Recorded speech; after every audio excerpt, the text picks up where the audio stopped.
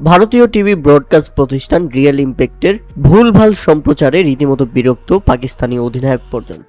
শান মাসুদ তো বলছেন এটা কি? হ্যাঁ, এটা একমাত্র রিয়েল ইম্প্যাক্টের দ্বারাই সম্ভব। পাকিস্তান বাংলাদেশের এই টেস্ট সিরিজটি ব্রডকাস্ট করছে রিয়েল ইম্প্যাক্ট, যেটা একটা ভারতীয় প্রতিষ্ঠান। আর তারা পাকিস্তানের টেস্ট ক্যারিয়ার দেখাতে গিয়ে দেখিয়ে ফেললো রোহিত শর্মা, শুভমান গিল, তিলক ভার্মা, শিবম দুবে, রিঙ্কু সিংদের টেস্ট ক্যারিয়ার। অর্থাৎ পুরো ভারতীয় ক্রিকেটারদের টেস্ট ক্যারিয়ার দেখায় দিচ্ছে পাকিস্তানের নাম বলে। আর এটা দেখে তো রীতিমতো বিরক্ত পাকিস্তানি অধিনায়ক। পাকিস্তানি অন্যান্য ক্রিকেটাররাও হাসছিলেন, আম্পায়ার তো অবাক হয়ে তাকিয়ে আছেন। মানে খেলা হচ্ছে পাকিস্তানের, দেখাচ্ছে ভারতীয় ক্রিকেটারদের টেস্ট ক্যারিয়ার, আবার উপরে লেখা পাকিস্তানের টেস্ট ক্যারিয়ার। পাকিস্তানি ক্রিকেটারদের টেস্ট ক্যারিয়ার দেখাতে গিয়ে একেবারে ভারতীয় ক্রিকেটারদের টেস্ট ক্যারিয়ার দেখিয়ে দিচ্ছে রিয়েল ইম্প্যাক্ট টিভি ব্রডকাস্টার। অবশ্য পরবর্তীতে সেটা ঠিক হয়ে যায়। কিছুক্ষণ পর পাকিস্তানি ক্রিকেটারদের টেস্ট ক্যারিয়ার দেখানো হয়।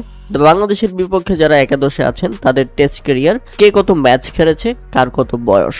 প্রিয় দর্শক, রিয়েল ইম্প্যাক্টের বাজে প্রোডাকশন, বাজে টিভি সম্প্রচার, ভুলভাল তথ্য মানুষদের বিরক্ত করছে।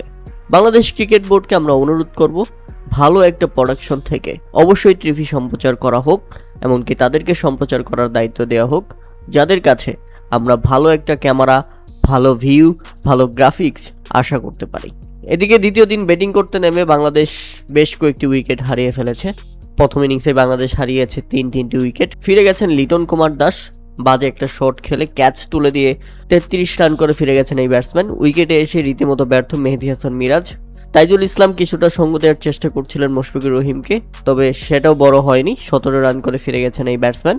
এরপর ইবাদত হোসেনকে সঙ্গে নিয়ে সেঞ্চুরির পথে এগোচ্ছেন মুশফিকুর রহিম। এখন দেখার বিষয় মুশফিকুর রহিম শেষ পর্যন্ত সেঞ্চুরি করতে পারে কিনা, কারণ তাকে সঙ্গ দেওয়ার মতো কেউ নেই। 176 বলে 71 রানে অপরাজিত ব্যাটিং করছেন মুশফিকুর রহিম। আর বাংলাদেশ দ্বিতীয় দিনে প্রথম সেশন শেষ করেছে 380 রানে 7 উইকেট হারিয়ে।